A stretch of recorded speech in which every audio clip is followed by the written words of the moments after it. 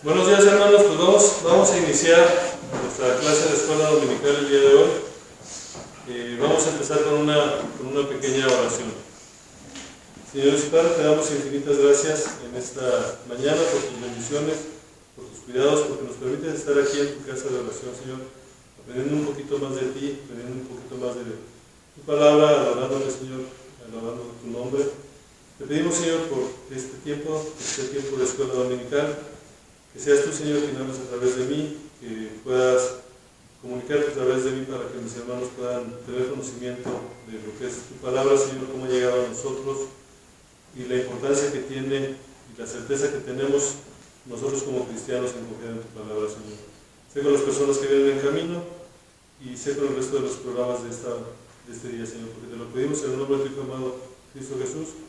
Amén. Amén. Bueno, pues buenos días, hermanos. Es una clase especial. Vamos a estar 2 o a lo mejor 3 sesiones estudiando un poquito más de la Biblia en particular. Hoy en la mañana me daba un poquito de risa porque le decía a mi hijo que nos visita el día de hoy, me dice que vamos a ver en la escuela dominical y vamos a estudiar de la Biblia. Me dice, sí, ya sé, en la escuela dominical se estudia de la Biblia. No, pero el tema va a ser la Biblia precisamente. Y básicamente una pregunta que como que a veces le sacamos la vuelta. ¿Podemos confiar en la Biblia? Es una pregunta que todos decimos que sí, pero ahora la pregunta es, ¿lo decimos por dogma o lo decimos por convicción? ¿Estamos seguros de que podemos confiar en la Biblia? Nosotros como evangélicos decimos esto. Nuestra única norma de fe y práctica es la Biblia. Y está bien, estoy de acuerdo con ustedes, no crean que estoy en contra. 1989, en el programa de Larry King, era un programa de entrevistas de esas épocas.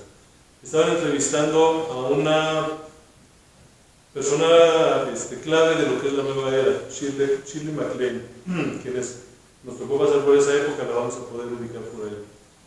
Eventualmente en ese programa una persona cristiana criticó un punto de vista de Shirley MacLaine. Si alguien está familiarizado con la nueva era, pues obviamente son puntos que van en contra de lo que es la cristiandad. Perdón. Y esta persona cristiana citó el Nuevo Testamento para confrontar a Shirley MacLaine.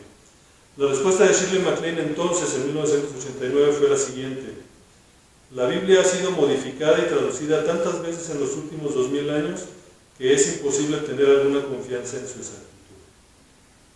Eso fue lo que ella dijo. Pregunto yo aquí, ¿alguno de ustedes podría refutar esto que dijo Shirley MacLaine? ¿O ya nos estaría haciendo pensar, oye, a lo mejor tiene razón?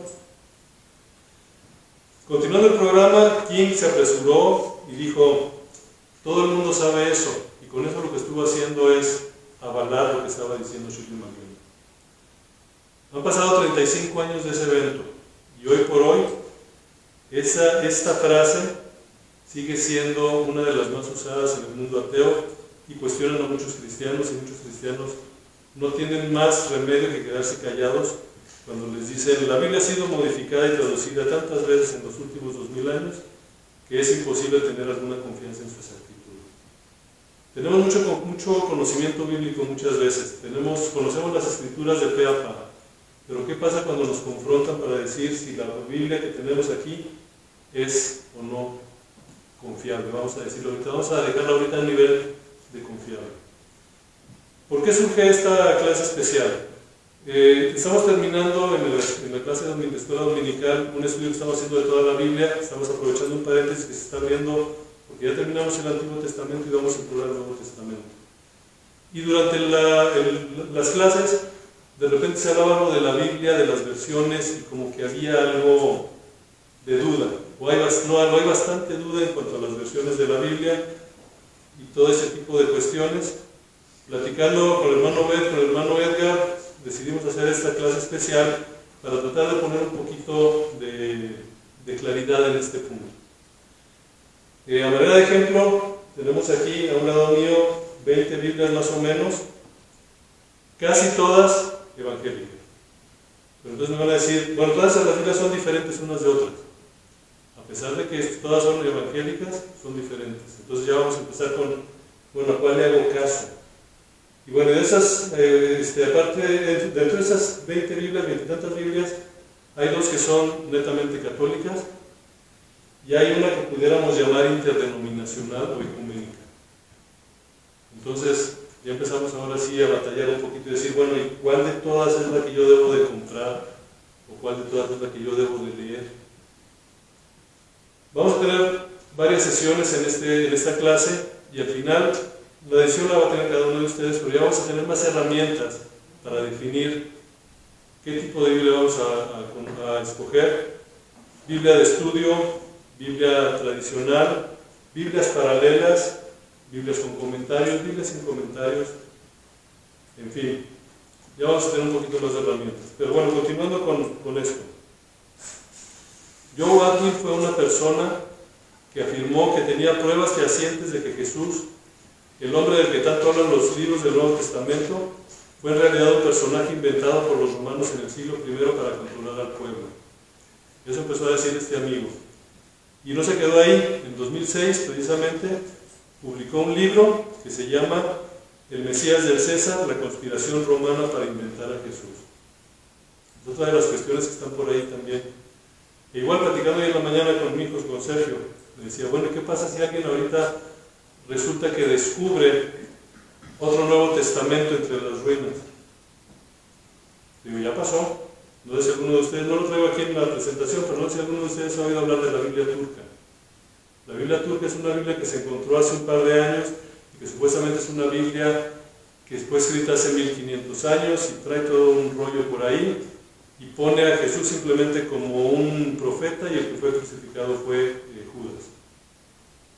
Entonces, ¿qué hacemos nosotros como cristianos cuando nos sacan ese tipo de evidencia? ¿Qué hacemos cuando nos confrontan con ese tipo de hallazgos, vamos a decirlo así, cuando nosotros no sabemos ni siquiera de dónde estamos nosotros confiando? Bueno, regresando, ¿podemos confiar en la Biblia? Bueno, ya vimos ahorita estos dos dichos, por así decirlo, por dos personas bastante conocidas y que han hecho daño en esto. Uno, la Biblia ha sido modificada y traducida tantas veces en los últimos 2000 años que es imposible tener alguna confianza en su exactitud. Lo comentábamos ahorita, Shirley MacLaine. El que escribió el libro, básicamente, nos dice que Jesús es un invento que se utilizó para controlar al pueblo durante el primer siglo. Pues tenemos ahí otra persona que puede presentar sus argumentos. Otra que yo creo que han estado escuchando por ahí porque es bastante popular, nos dicen, en el siglo III Constantino definió qué libros incluiría el texto bíblico de acuerdo a su propia conveniencia. Esta es clásica. Todos los que van en contra de la Biblia les van a salir con esto de que la Biblia empezó a partir del siglo III con Constantino. Y no nada más eso, hay quienes dicen que Constantino pidió que escribieran esos textos bíblicos para que estuvieran acorde con él. Y volvemos al punto. Si nosotros estamos hablando con una persona que no cree en la Biblia, de nada le va a servir que le citemos versículos bíblicos. Él va a querer decir, bueno, a ver, ¿tú cómo sabes que la Biblia, ese libro que tú dices en el que confías, es realmente lo que tú dices? La Biblia católica tiene 73 libros. La Biblia protestante o evangélica, depende de cómo la quieran ver, tiene 66. De entrada ya tenemos una diferencia en los libros, que son los llamados libros apócrifos. O por nosotros, o libros deuterocanónicos, que también los vamos a ver como parte de este curso más adelante, incluso lo estaríamos viendo la próxima semana, pero también vamos a hablar de ellos. De dónde surgen, por qué nosotros no los aceptamos, por qué la Iglesia Católica sí los acepta. Vamos a ver ese tipo de cuestiones, pero muchas veces estamos hablando con alguien católico y ¿qué es lo que nos va a decir? La Biblia protestante o evangélica, como le quieran llamar, está mutilada. ¿Por qué nos dicen eso? Porque nos faltan supuestamente 7 libros. E igual, nosotros muchas veces como cristianos no tenemos una base para poder contraargumentar lo que nos están diciendo. Y todavía dicen, lo que pasa es que nadie, no importa quién, tiene derecho a sacar nada de la Biblia y no nos podemos sacar de ahí porque a final de cuentas no tenemos las herramientas. Entonces, la idea de este curso como tal es darnos a conocer qué hay detrás de todo esto, qué evidencia histórica, qué evidencia tenemos para poder asegurar que la Biblia es el libro en el que nosotros podemos confiar. Y vamos a empezar ahora sí por la confiabilidad histórica del Antiguo Testamento.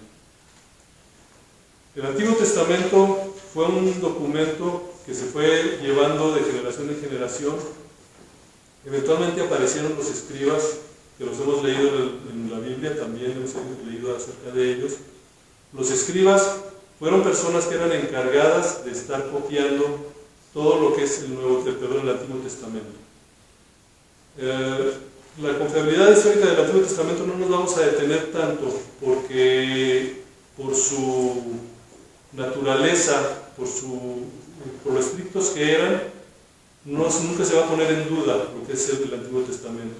Estaban los escribas, que eran los encargados de estar haciendo las copias, y después alguien los revisaba. Y llegaban a tal grado de que si un escriba detectaba en uno de los rollos un error, con un error que detectara un escriba en el escrito de otro escriba, ese rollo completo se quemaba.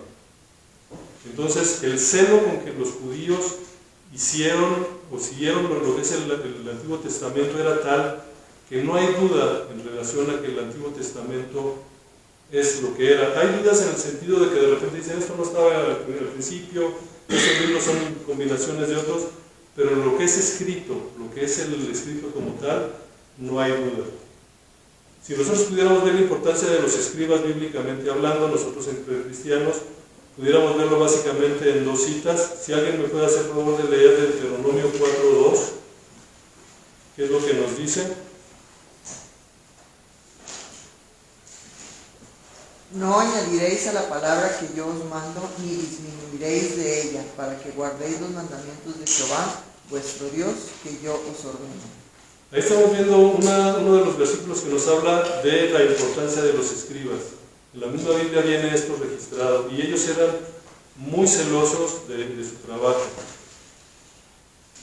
Ahora, también tenemos evidencia de que los primeros cristianos se refirieron al Antiguo Testamento como las Sagradas Escrituras. Eso lo vemos en varias citas, y nosotros que conocemos la Biblia, sabemos que muchas veces se referían a ellos como las Sagradas Escrituras. Aquí vienen 4 citas. Bueno, el material como siempre se va a subir a la carpeta de la iglesia, para que ahí lo puedan bajar y después ya de ver despacito. Vamos a agarrar una cita, Juan 1:45, por ejemplo, a ver si alguien que me haga favor de leerlo. ¿Juan qué? Juan 1:45. Felipe halló a Natanael y le dijo: hemos hallado a aquel de quien escribió Moisés en la ley, así como los profetas, a Jesús, el hijo de José, de Nazaret. Que la ley y los profetas eran las Sagradas Escrituras para ellos, y estamos viendo a los primeros cristianos cómo iban al Antiguo Testamento precisamente a ver lo que estaba sucediendo. Entonces ahí vemos a los primeros cristianos cómo ya están usando el Antiguo Testamento como tal. Por efectos de tiempo no vamos a ver las demás, pero después, como les digo, como van a tener la información ustedes, pueden consultar las citas y van a ver más o menos lo mismo. Ahora, a pesar de que el Antiguo Testamento no era explícitamente cristiano, era la fuente fundamental de enseñanza doctrinal y moral de los cristianos del primer siglo. Es decir, el Antiguo Testamento ya lo usaban los cristianos del primer siglo, y esto lo vamos a tocar más adelante cuando veamos la parte de la canonicidad del Antiguo Testamento y del Nuevo Testamento. Vamos a usar este tipo de información. Aquí también vienen 2 citas. Vamos a ver, por ejemplo, qué nos dice Romanos 3:21. Pero ahora, parte de la ley, se ha manifestado la justicia de Dios, testificada por la ley y por los profetas. Igual, entonces aquí estamos viendo cómo el Antiguo Testamento ha sido celosamente cuidado por los judíos, por el pueblo judío. Ellos son los que han mantenido ese canon puro, y ellos han sido los responsables de mantener la pureza de este documento. Entonces no vamos a meternos tanto en ese punto, pero sí vamos a ver un poquito más a fondo lo que es el Nuevo Testamento. El Nuevo Testamento sí lo vamos a ver un poquito más a detalle. ¿Por qué? Porque al final de cuentas tenemos que hacernos esta pregunta: Este documento que hoy tenemos en nuestras manos, hablando de la Biblia que nosotros tengamos, sea esta cual fuera, ¿es una fiel representación de lo que originalmente se escribió? Aquí empieza la primera pregunta. Nosotros tenemos un Nuevo Testamento, igual el Antiguo Testamento, pero vamos a enfocarnos ahorita en el Nuevo Testamento. Tenemos una Biblia. Tenemos la certeza de que esto que tenemos nosotros ahorita aquí es lo que originalmente se escribió. A lo mejor te van a decir, sí, totalmente certeza. ¿Cómo estamos con esa certeza? ¿De dónde sacamos esa certeza? Vuelvo a hacer la pregunta, ¿dogma? Porque así nos lo ha dicho, porque nos lo dijo el hermano Edgar, porque nos lo dijo el hermano Ver, o porque realmente tengo las herramientas como para decir que así fue. Para contestar esta pregunta vamos a ver cómo recibimos nosotros el Nuevo Testamento. ¿Cómo llegó hasta nosotros el Nuevo Testamento que tenemos ahora? Obviamente todo parte de las copias autógrafas. Como ven aquí en la pantalla, las copias autógrafas son aquellas que fueron escritas a puño y letra por los autores originales. Es decir, las cartas que escribió Pablo, la carta que escribió Lucas, todo eso lo estamos refiriendo como copias autógrafas. Entonces, ese sería un buen punto para empezar. Lamentablemente, no tenemos ninguna. Ninguna de las cartas originales las tenemos actualmente nosotros. Nos decirá, caray, ya empezamos con problemas. Si no tenemos los originales, entonces, ¿de dónde salió la Biblia que nosotros tenemos? Bueno, así como están los escribas para el Antiguo Testamento, empezaron a surgir algunos copistas para el Nuevo Testamento.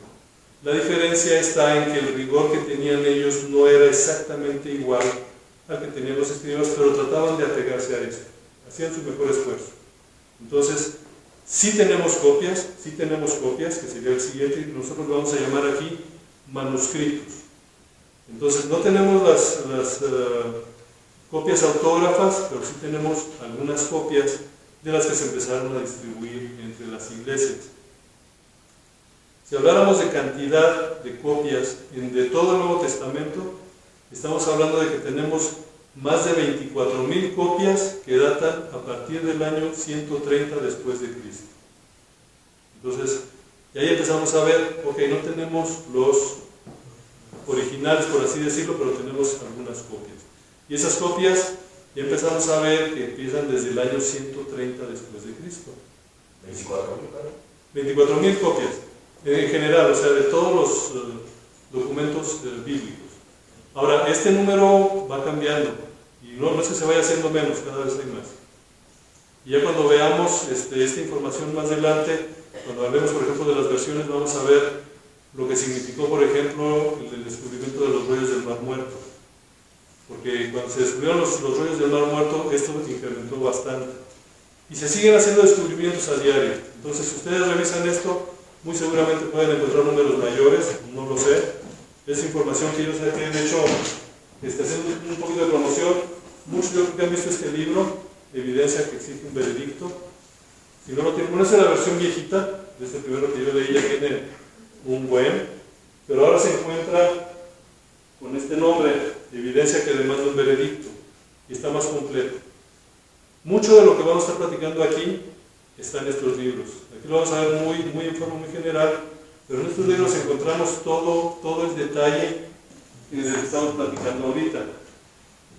Pero igual, ellos mismos dicen la cantidad de libros y hacen la aclaración, este número va a cambiar.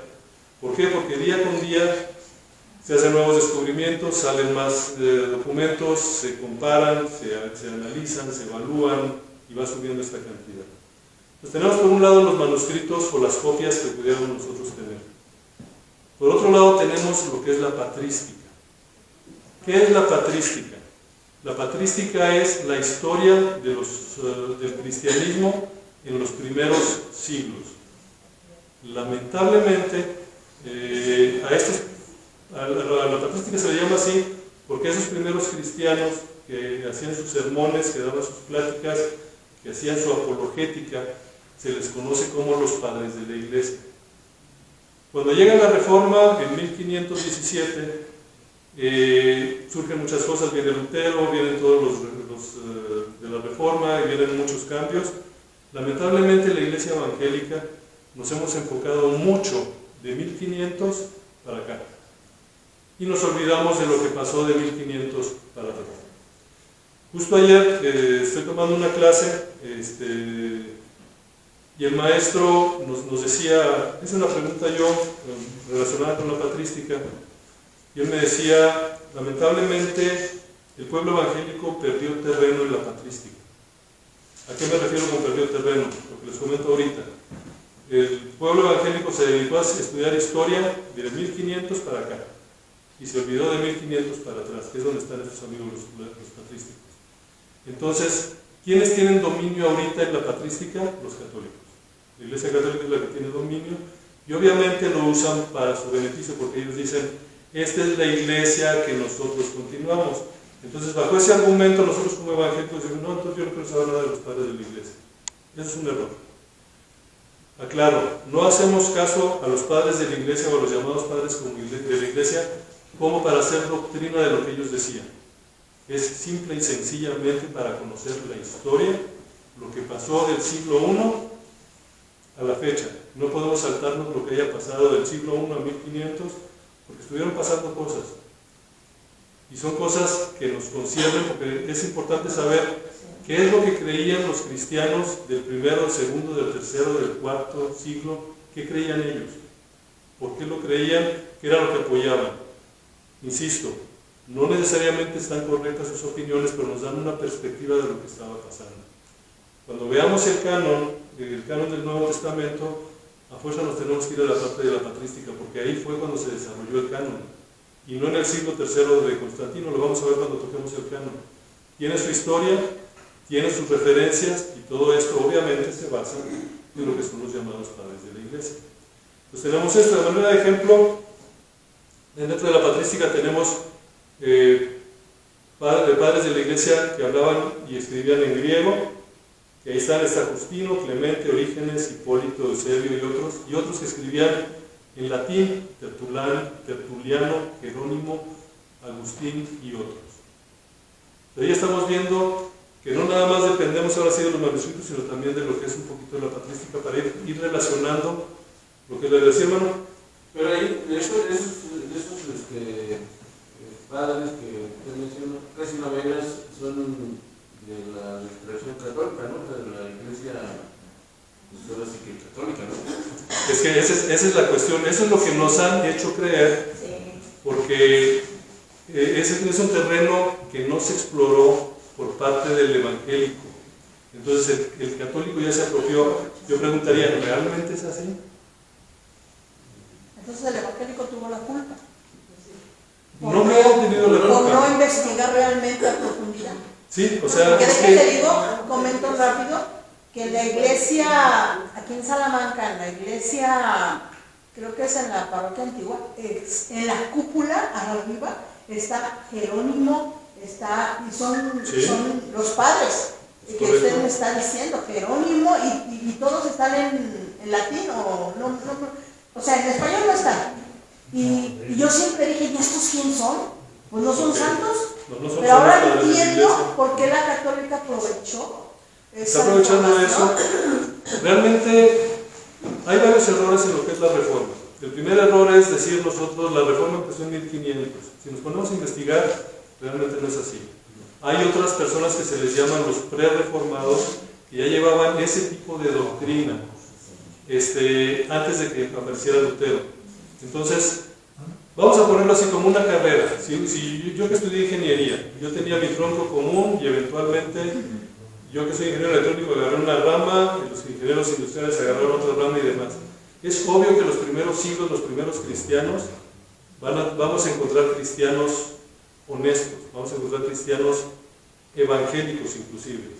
Lo que pasa es, como comentaba yo ahorita, ya el católico, y ese es un comentario que yo no me había puesto a pensar hasta ayer en la clase que yo estaba tomando, el maestro dijo esto, dijo, tiene razón, porque así nos desarman, nos dicen, no, lo que pasa es que estás hablando de los padres de la iglesia, ellos son míos, son católicos, son los padres de mi iglesia, ¿tú qué tienes? No, es lo mismo. Lo importante de los padres de la iglesia es conocer sus doctrinas, lo que ellos escribían y ver, muchas de ellas son acordes a lo que nosotros creemos hoy en día. De hecho, adelantándome un poquito a lo que vamos a ir viendo, esta que está aquí, esta es la caja y esta es la Biblia. Es una Biblia de estudio patrística. Vamos a ver las Biblias de estudio. Ahorita me estoy adelantando un poquito. Esta Biblia de estudio, por ejemplo, está muy enfocada en todo lo que dicen los padres de la iglesia. Entonces, a ver, para que podamos entender. Sí, no, está bien y perfecto. O sea, en Hechos leemos que a partir de la muerte del Señor Jesucristo inicia lo que conocemos como la iglesia antigua, o la primitiva. ¿Sí? ¿En qué momento se perdió? Si a partir de la revolución, de lo que usted nos está platicando, que a partir de 1500, cuando fue la reforma, como que de ahí empieza otra era, ¿no? Es que no necesariamente, porque si ponemos atención en el Nuevo Testamento, ya hay reacciones de los mismos apóstoles contra ideas extrañas. Entonces, de ahí, perdón, hermano. Ok, lo que pasa es que luego le damos mucha importancia a la Iglesia Católica, que la tiene, tenemos que ser claros. Pero en realidad la Iglesia Católica no empieza con los apóstoles, porque si a mí me preguntan, yo digo, yo soy una iglesia que es neotestamentaria. Nosotros somos una iglesia neotestamentaria del Nuevo Testamento. Digamos, de los padres de la iglesia, o sea, de los apóstoles, que son los padres de todos estos, porque vamos a ver que existían ellos ya en ese tiempo también. Y la verdad que son unos grandes teólogos, Agustín, que es de los que ha influenciado mucho, y etcétera, etcétera. Pero si vamos claro, y lo que están diciendo ustedes, el problema es que muchos de los estudiosos evangélicos nos hemos equivocado, o se han equivocado, porque se van a la Reforma, cuando tenemos tanta historia hermosa que salir. A lo mejor algunos de estos ni siquiera eran católicos en sí. Bueno, la mayoría no eran católicos en sí, porque ellos estaban contra de doctrinas extrañas, como Lila los está diciendo. Pero eso es lo importante. Yo siempre trato de enseñar, no tan definido, pero sí decimos que nosotros somos una iglesia neotestamentaria, de los padres de la iglesia, hablando de los apóstoles, un poco más antes que estos.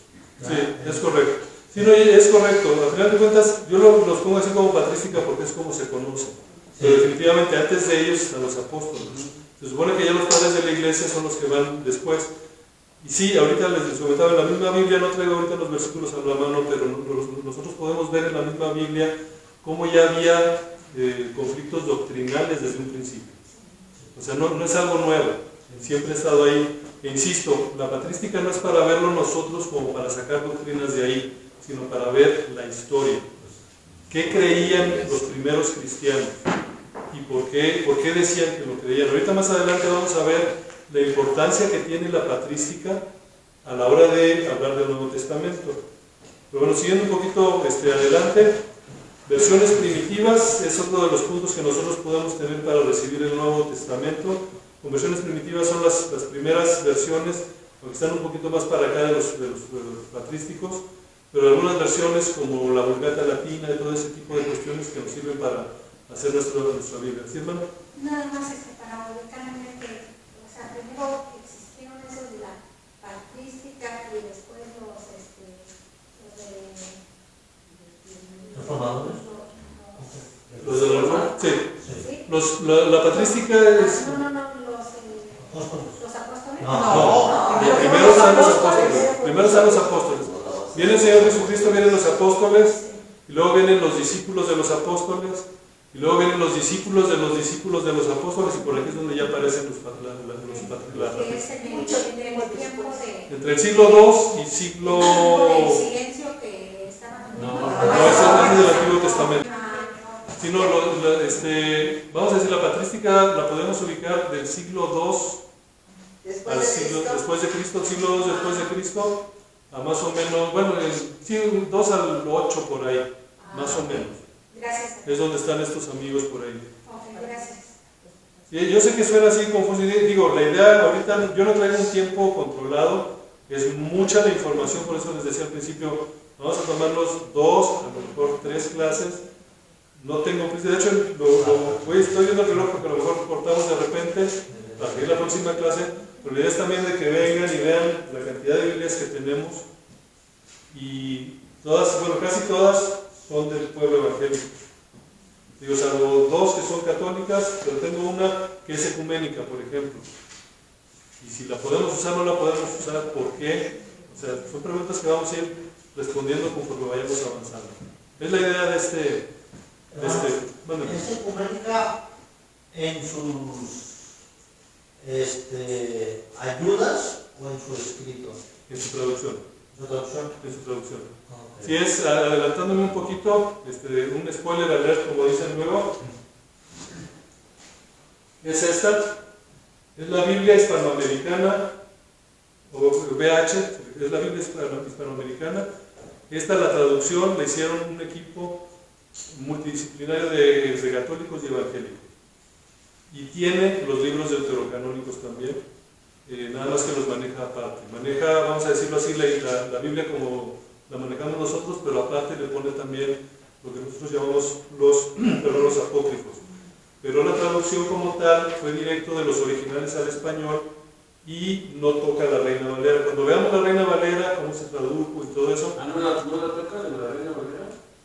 Esta no, esta es directa. O sea, agarraron los originales y lo tradujeron directo. Entonces, esto es lo que, por eso digo, es una Biblia ecuménica, porque participan de varias religiones para poder dar esta copia que nosotros hoy tenemos aquí. ¿Esa viene siendo un compendio?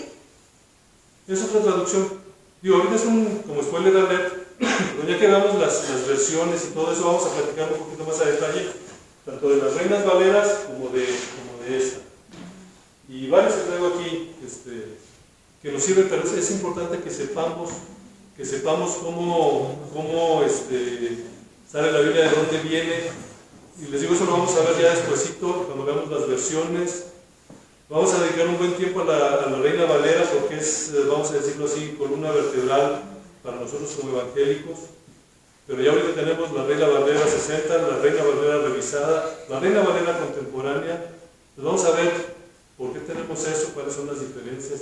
Pero vaya, ahora sí que en su momento, ¿verdad? Vámonos despacito. La idea es dar mucha información, pero con la idea de que aprendan y que a la próxima que alguien les diga, se encuentren una Shirley MacLaine que les diga, lo que pasa es que la Biblia fue traducida durante 2000 años, ya se perdió, que a ver, no. Así está la cosa. ¿Sale? Ok, vamos a ver. Ya sabemos que tenemos copias. Ya vimos que no tenemos los originales. Ahora, esas copias que tenemos de los libros del Antiguo Testamento, ¿serán copias exactas? Sería la siguiente pregunta que nos tendríamos que hacer. Para citar varios ejemplos, vamos a ver lo que son los evangelios, básicamente. Mateo, por ejemplo, fue escrito entre el año 60 y el 80 después de Cristo, más o menos. Es un estimado. Y la copia más antigua que tenemos de Mateo es del año 200 después de Cristo. Entonces, si nos ponemos a ver así fríamente, estamos viendo que de cuando fue escrita la carta original a la copia más antigua que nosotros tenemos, pasaron 120 años más o menos. ¿Okay? Y ahorita yo creo que alguien nos está diciendo, ay, pues es un chorro de tiempo. Sí, es un chorro de tiempo, pero vamos a seguirle porque hay más sorpresas por ahí. Marcos, escrito entre el 50 y el 60 después de Cristo, más o menos. La copia más antigua es del 250 después de Cristo. Pues así ya el tiempo es mayor, o sea, ya hay más tiempo entre cuando fue escrito el original y la copia que nosotros tenemos como más antigua. Lucas, escrito alrededor del 60 y la copia más antigua también anda por ahí del orden del año 200 después de Cristo. Tenemos Juan, que a propósito se deja al final, fue escrito alrededor del 90 y la copia más antigua es alrededor del 115, 120 después de Cristo, es decir, de cuando se escribió el Evangelio de Juan a cuando Tenemos la copia más antigua, pasaron nada más 20 y tantos años, 25 años, más o menos. Ahorita vamos a tener esos parámetros un poquito en mente. Aquí en esta tabla lo vamos a ver, están los evangelios y también las epístolas de Pablo. Lo importante aquí es ver, por ejemplo, donde dice fecha en que fue escrito, que es la tercera columna, el manuscrito existente más temprano, luego dice el acontecimiento de lo que es la escritura como tal. Ahí nos está dando los tiempos y estamos viendo de 200 años, bueno, excepción hecha de lo que viene a ser el Evangelio de Juan, que estamos hablando como de 25 años, todos los demás rondan alrededor de los 100 años. Me van a decir, híjole, pues es un chorro de tiempo. Sí, porque lo estamos viendo con la visión del siglo XXI. Pero si nosotros nos ponemos a verlo, ¿cómo consideran los manuscritos antiguos ya en este siglo XXI para darles su certeza, vamos a decir, para decir que son históricamente correctos? Y esos son parámetros que no definió ninguna iglesia, sino son parámetros históricos. Por ejemplo, tenemos aquí tienen otra tablita, pero ustedes se fijan el tiempo que pasó de que fue escrito el libro a que tenemos la copia. Tenemos 900 años, 1000 años, 800 años. Entonces ya como que la diferencia de los libros de la Biblia, históricamente hablando, es mucho menor. También otro de los papeles que entran en juego son las copias que se tienen. Por ejemplo, en el caso de la Ilíada, como nos dice aquí, fue escrito en el 900 a.C., la copia más antigua es 400. Tiempo desde que fue escrito, pasaron 500 años, número de copias que tienen, 643. Entonces aquí estamos viendo que una de las obras históricas más representativas, la copia que tiene 500 años de cuando fue escrito el original. Y tenemos por otro lado a Juan con 25. Vamos a darles el beneficio de la duda y vamos a darles cualquier otro evangelio, 100 años de diferencia. Estamos muy por encima de cualquier obra literaria histórica. Y esto es, vamos a decirlo así, ciencia. Número de copias, en el caso de la Ilíada son 643. En el caso del Nuevo Testamento estamos hablando de más de 24.000. Van a decir que tiene que ver las copias. Más adelante vamos a ver cuál es la importancia de las copias. ¿Por qué? Porque entre más copias tengan, o entre más copias tengamos, más comparaciones podemos hacer y más de esa manera más podemos identificar qué es lo que realmente decía el original. Entonces, entre más copias tengamos es mejor, entre menos tiempo haya pasado es mejor, y comparativamente con parámetros que pone la ciencia para la historia, la Biblia, el Nuevo Testamento, está mucho mejor posicionado que cualquier libro de la historia antigua. En pocas palabras, y lo vamos a ver en una de las primeras más adelante, si alguien quiere descartar la Biblia por estos parámetros, tendría que descartar toda la historia universal.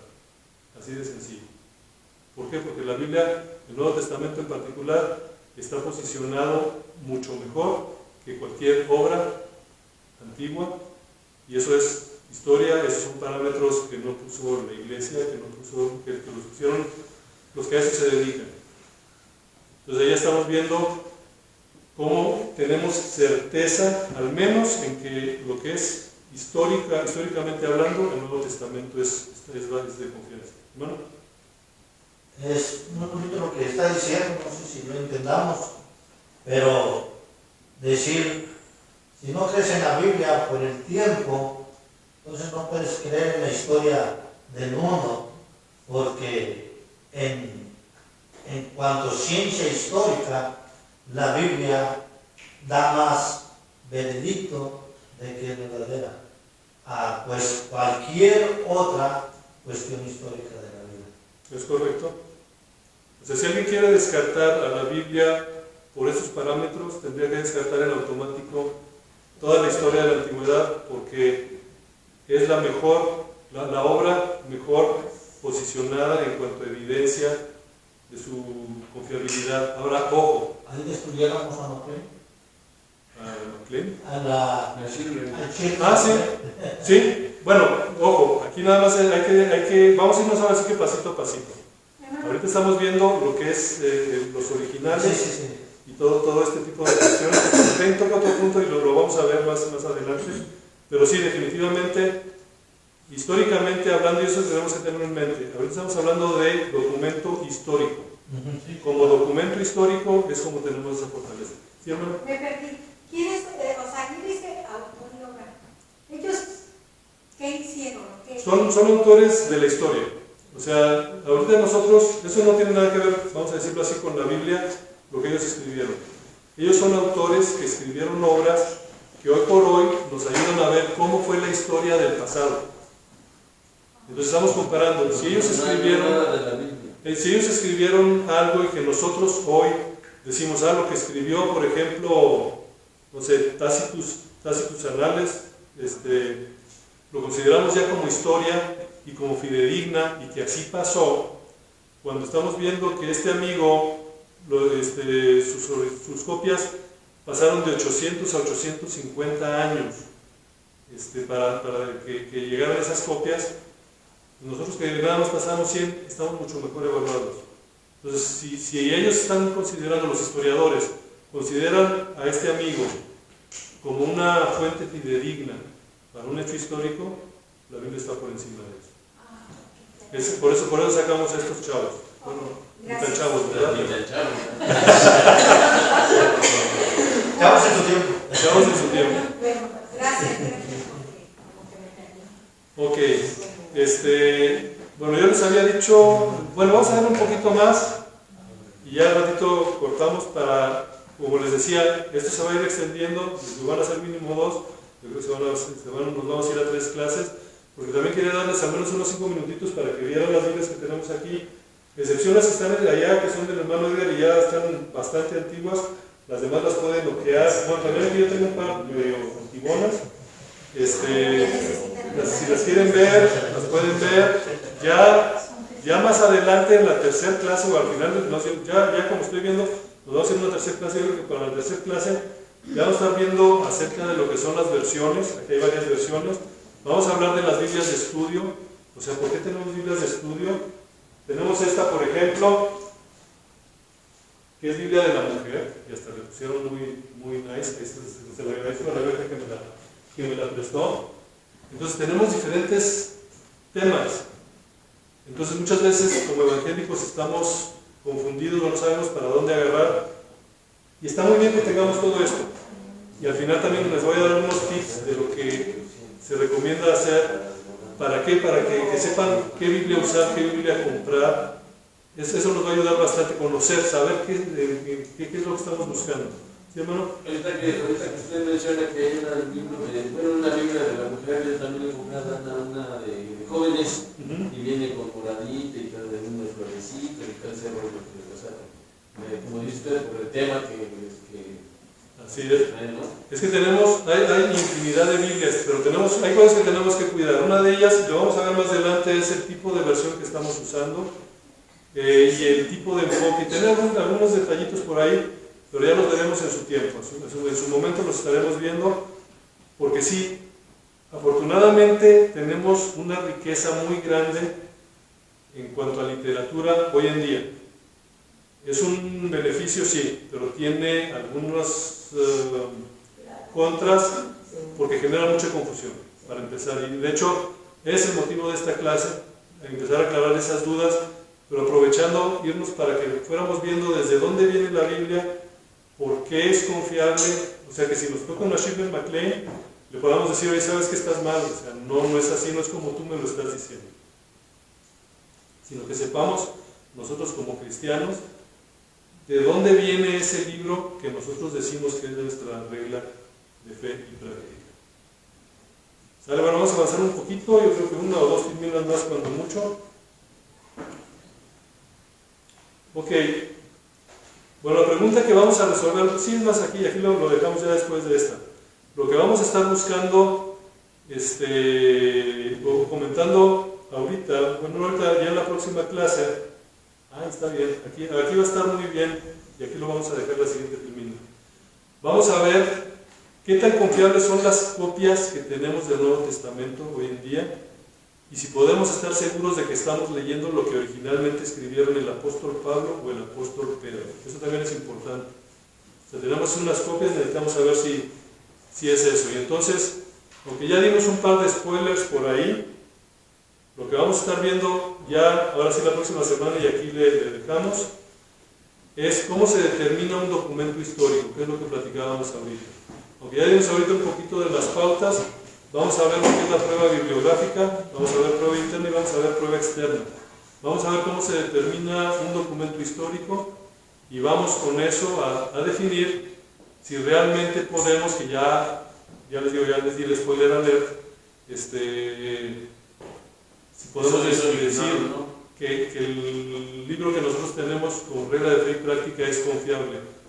E insisto, ojo, aquí es históricamente hablando, que lo que viene ahí es preciso en su historia, pero obviamente de ahí podemos partir nosotros de que si es preciso en su historia, es un documento también confiable en otro tipo de situaciones.